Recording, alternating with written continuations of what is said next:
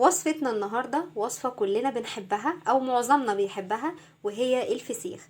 النهاردة انا سميتها وصفة العيد. تعالوا بقى اقول لكم انا بخلل السمك البوري بخلله ازاي ويبقى معايا ولا يحصل فيه اي مشاكل ان شاء الله. هقول لكم بقى طريقتي في التخليل وهتعجبكم جدا جدا جدا. طبعا احنا عارفين الاسعار بقت نار، فانا جبت 2 كيلو سمك بوري. بصوا في فرق طبعا بيبقى بين السمك ده وفي سمك تاني بيبقى شبهه كده.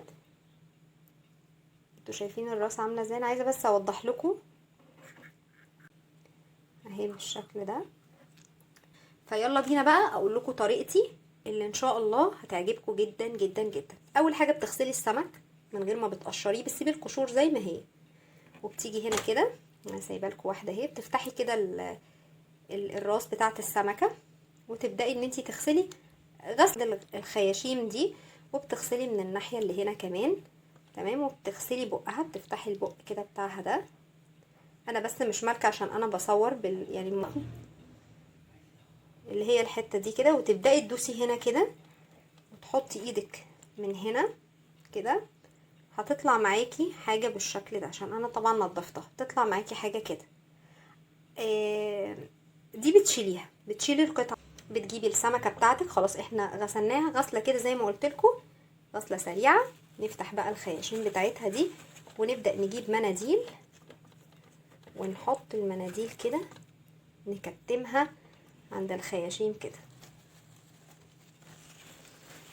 انا بس ايه سبتلكوا واحده علشان انا مش هعرف اعمل الكميه كلها، كنت عايزه الفيديو يبقى واضح. احط بس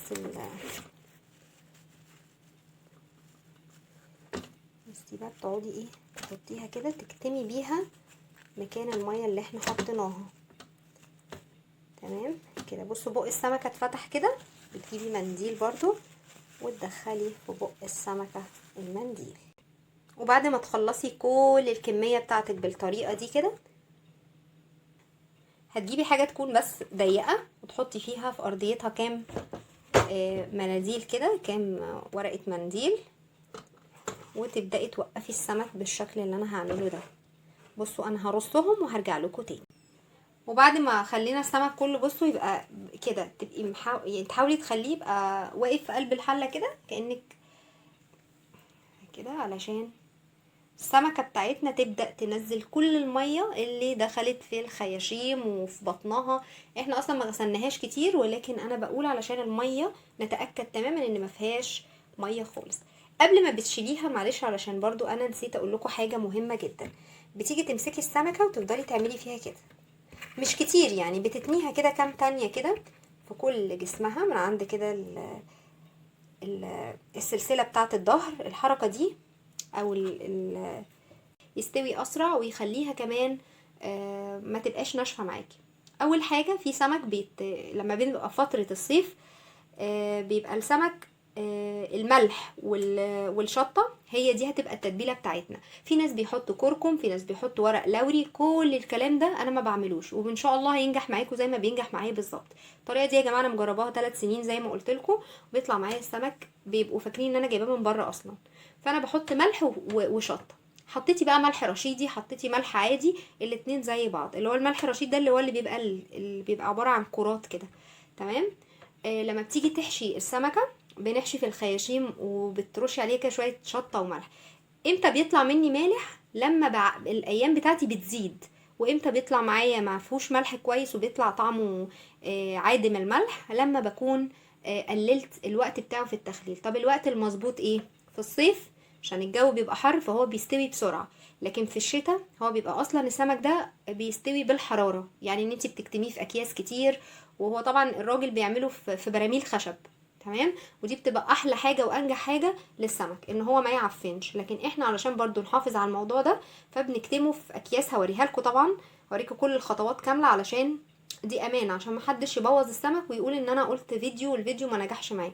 امشي بنفس الخطوات بالظبط وان شاء الله يطلع معاكي. وما تخافيش كده وجمدي قلبك، لان فعلا السمك لما هتعمليه مش هتبطلي تعمليه خالص. انا بعمله طول السنه، بس انا قلت اعمل اول حاجه. الحر بيقعد السمك بتاعنا بيبقى 10 ايام، من 10 ل 15 يوم. وفي السمك في الشتاء بيبقى من 20 يوم ل25 يوم، على حسب انتي عايزة تفتحي عليه امتى. ولما طبعا بتفتحي عليه بتدخليه التلاجة، ما بيتحطش تاني في الاكياس وتسيبيه بره التلاجة، لانه ممكن يعفن معاكي. فانتي بتحطيه فين؟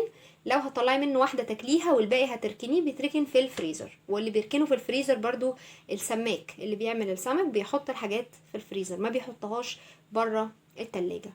انا كده قلت لكم كل حاجه عنه. بس كده بقى ناقص التوقيت.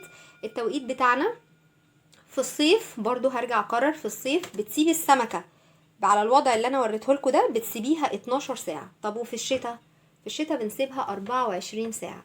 فانا طبعا عشان الجو ساقع، فانا هعمل ايه؟ هسيبها 24 ساعه. بعد 24 ساعه بقى نتقابل واقول لكم احنا هنخللها ازاي وهنحطها في شنط ازاي، وازاي ان شاء الله يطلع معانا ناجح باذن الله. اهم حاجه ان الوقت بتاعنا نظبطه بالتاريخ. اكتبي التاريخ بتاعك وحطيه على ايه؟ على التلاجة علشان ما تنسيش، لان السمك ده مفيش فيه تهريج. استنوني لما. وبعد ما عدى على السمك سبته نشف من المية تماما.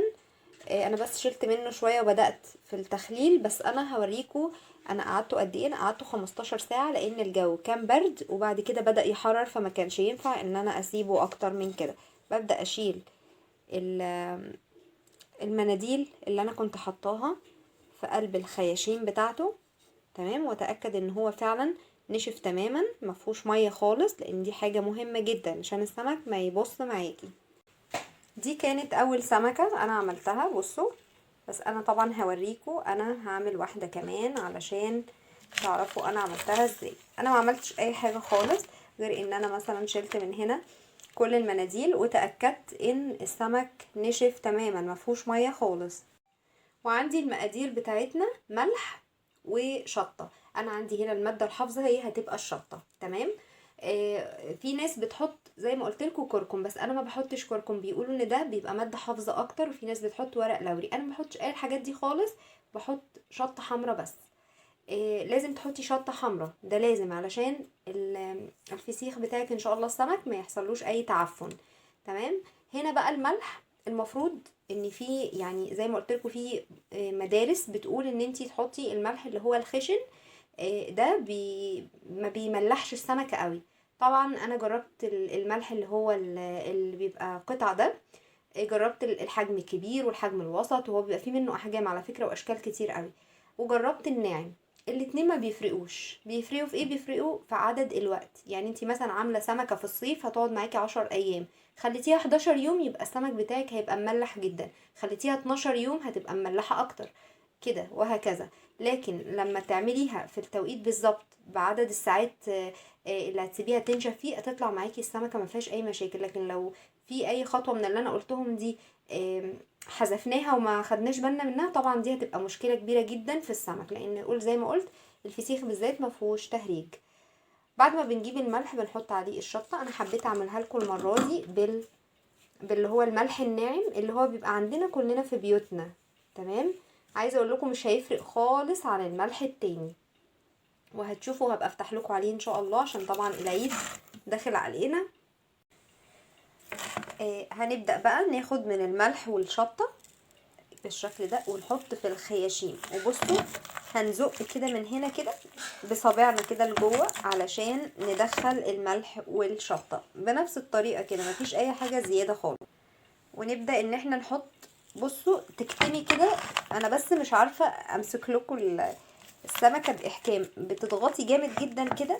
بصوا في الحتة دي كده تحطي بس شوية ملح وشطة هنا وفي الخياشيم بتاعتها، تمام. وتحطي في البق ده، هتملي البق دوت برضو.